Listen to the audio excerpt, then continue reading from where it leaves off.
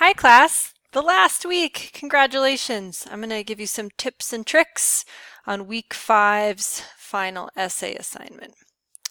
So we open the assignment directions and you're going to notice that there's a criteria just as there were for essay for week 3 and week 4.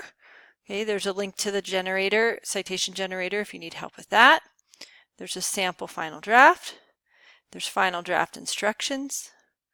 Okay, there's another template, but again, I don't think you want to start all over. And there's some links to some good grammar tools, plagiarism checker, and some other resources. Let's take a look at the final essay instructions. You can click on that to download it. Okay, I would go through these instructions step by step.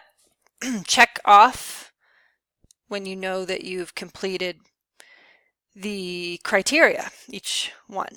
So, first thing is you want to make sure that you use the template, that you revised your rough draft from week 4.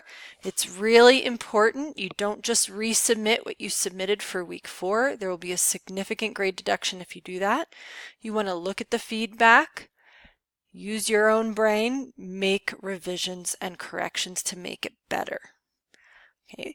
The final essay should be 525 to 700 words in length.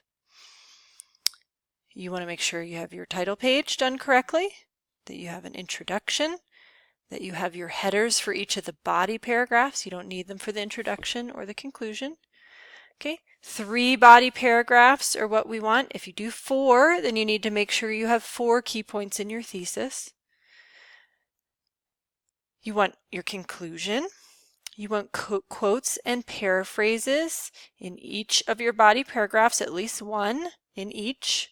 Okay, I wouldn't go too overboard. You don't want more than a couple in each. This says direct quotes should contain fewer than 30 words. I would try to stick to that.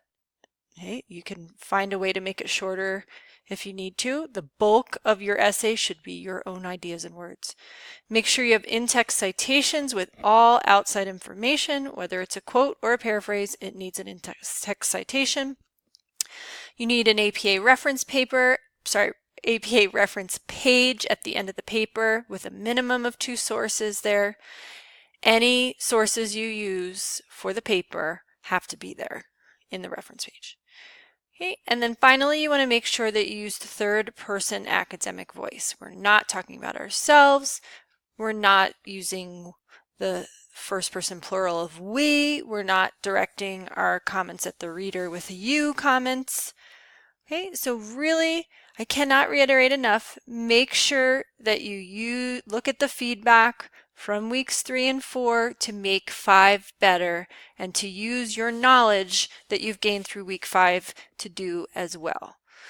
Thank you for all your hard work. Please don't hesitate to reach out to me if you have questions or concerns. And I'm really excited to see what you did with these final essays.